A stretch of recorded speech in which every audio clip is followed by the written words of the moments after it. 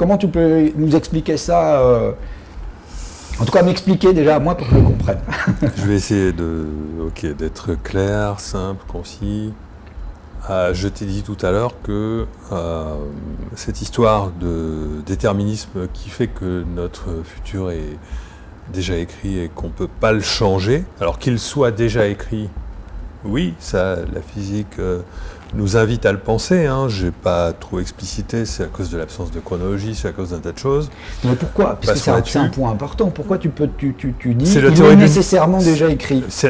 Parce que le temps ne peut pas exister en tant que front créateur du présent, avant lequel le passé existe et après lequel le futur n'existe pas. C'est ça, quand on dit le temps n'existe pas, je répète, il faut l'apprendre par cœur, ça veut dire le temps ne peut pas exister en tant que front créateur du futur dans le présent, hein, qui sépare un passé déjà créé d'un futur pas encore créé. Création. D'accord ? Le temps ne peut pas exister dans ce sens principal-là. D'accord. Ça ne veut pas dire que le temps n'existe pas. La sensation du temps, elle existe. Et c'est quand même une 4e dimension de l'espace.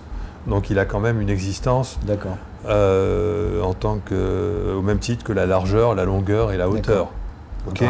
Et plus que ça, certainement, puisque c'est quelque chose qui a à voir avec notre cerveau. Hein, c'est le temps, c'est l'illusion du temps. C'est quand même la sensation du temps. Elle est là pour quelque chose et le temps est susceptible de nous apporter le libre arbitre. Donc ça, on n'a pas encore parlé de comment on fait. Hein. Mais il fallait déjà dire ce qui nous vient de la physique, hein, ce qui nous vient de la physique de plus mainstream, hein, de plus costaud, de plus probable, hein, que ce soit à la fois de la physique relativiste ou de la physique quantique, c'est cette idée qu'il n'y a pas de séparation entre le futur et le passé, qui interviendrait dans le présent. Et que donc tout est simultané, c'est-à-dire que ce qui arrive dans le futur arrive maintenant et ce qui arrive dans le passé arrive maintenant. Ça, c'est très dur à appréhender. Ah non, oui, mais tu vas voir que c'est très facile après. Parce que justement, si on introduit le concept de libre arbitre, ça veut dire qu'on peut littéralement changer d'univers. Je t'ai parlé tout à l'heure d'une myriade d'univers. Les physiciens disent, par exemple, je prends ton exemple, il existe, un jour, tu as pris une décision dans ta vie de faire un film, le film BAM, ou de ne pas le faire.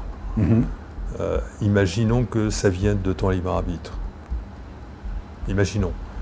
Est-ce que ça veut dire qu'il existe 2 univers ? Un univers dans lequel tu as fait BAM et un univers dans lequel tu n'as pas fait BAM. Et avant de prendre la décision, vous étiez exactement la même personne ? Ou est-ce que tu préfères être une seule personne qui a décidé de faire BAM ? À toi de choisir. Bon, les physiciens ont tendance... En plus, tu prends cet événement, mais il y en a eu plein d'autres avant. Donc à chaque fois, ça augmente. Et donc ça risque de créer une infinité de Patrice Pouillard. Ça va créer... Voilà, donc tu préfères quoi ? Alors, bon, moi, je préfère comprendre. Je préfère comprendre. Je suis prêt à choisir. Moi j'ai de bonnes raisons de penser que, d'abord, je trouve ça délirant, on va dire psychologiquement, mais en plus j'ai de bonnes raisons physiques de penser que cette myriade d'univers, d'existence que nous aurions avec ces myriades de doubles que nous aurions, c'est faux. Parce qu'on n'a absolument pas besoin, soyons adeptes du principe du rasoir d'Occam. Pourquoi créer une infinité d'univers ? Là, on n'en a besoin que d'un seul. Il suffit simplement de commuter. Il suffit simplement de faire comme ce que fait un GPS. Par exemple, un GPS. Imaginons que ton parcours dans ta vie, ton futur, soit déterminé par un GPS. Et que ton conditionnement consiste à faire automatiquement ce que te dit ton GPS.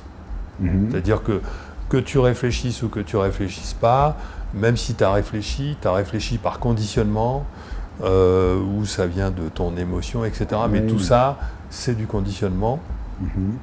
Et toutes les décisions que tu vas prendre vont être le résultat de ton GPS. D'accord ? Parce que tu vas avoir telle émotion, ça va te faire prendre telle décision, telle pensée, ça va te faire prendre telle décision, et donc ton GPS, il est capable de te créer ton futur, en fonction du Patrice Pouillard d'aujourd'hui. D'accord. En fonction du Patrice Pouillard d'aujourd'hui, l'univers dispose d'un GPS pour déterminer tous les choix que tu vas faire dans ton futur, et donc l'univers n'a pas de problème pour te créer d'avance ton futur, en fonction du Patrice Pouillard d'aujourd'hui. Je suis maintenant. D'accord ? Maintenant, ça je veux bien le... Ouais. Imagine maintenant que le Patrice Pouillard change, parce que ses expériences l'amènent à ne plus être le même. Là, l'univers va avoir quelques problèmes. Donc, que va faire Patrice Pouillard ? Tu vas commencer un jour à faire un autre choix que celui qui est prévu. Là, tu auras exercé ton libre arbitre. Et puis, ça sera peut-être transitoire, ou alors tu vas continuer de faire autre chose que ce que dit le GPS. Donc là, je vais prendre un autre itinéraire et je vais le laisser recalculer. Et puis, tu vas insister, et là, le GPS, il va commencer par te dire « fais demi-tour ». On connaît le truc. En plus, au nouveau rond-point, nouveau choix, il va te dire « fais demi-tour ». Et puis, la troisième fois, là, le GPS, il va recalculer l'itinéraire. Toute ta vie future, parce qu'il va se rendre compte que, non, là, il y a...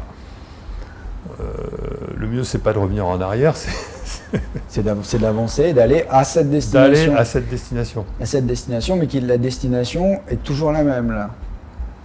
C'est-à-dire que c'est comme ce que j'ai du mal à appréhender. La destination est toujours la même parce que ce changement, tu l'as acquis par l'expérience, mais ce n'est pas forcément un changement qui est venu de ton soi, de ton qui tu es vraiment. Alors, d'où vient ce soi, d'où vient cette personne qu'on est, peut-être même avant d'exister, parce que cette théorie qui dit que le futur est déjà réalisé, elle implique qu'on pourrait envisager que notre vie soit déjà tracée, même avant qu'on ait commencé notre vie. D'ailleurs, il y a beaucoup de jeunes qui se rappellent, même moi, je me suis demandé ce que je foutais sur Terre lorsque j'étais gamin. Moi, ça m'arrive encore maintenant. Au collège. Je me dis, mais qu'est-ce que je fais là ? Et j'y réfléchis longtemps, et au bout d'un certain temps, tu finis par comprendre, mais ça peut t'arriver qu'à 50 ans. Et là, tu comprends que ta vie a un sens, et quand tu comprends que ta vie a un sens, tu te dis que finalement, ce sens a très bien pu être tracé. Avant.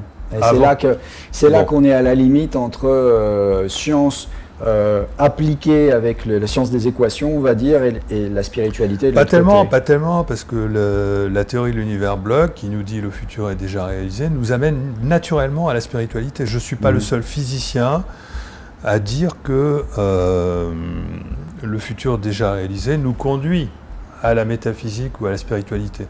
Je te donne deux exemples. Marc Lachiaiseray, directeur de recherche au CNRS, et qui écrit des livres, d'ailleurs, sur le temps, voyager dans le temps, etc. Et Thibaut Damour, qui écrit lui aussi des livres et qui est quand même notre médaille d'or du CNRS,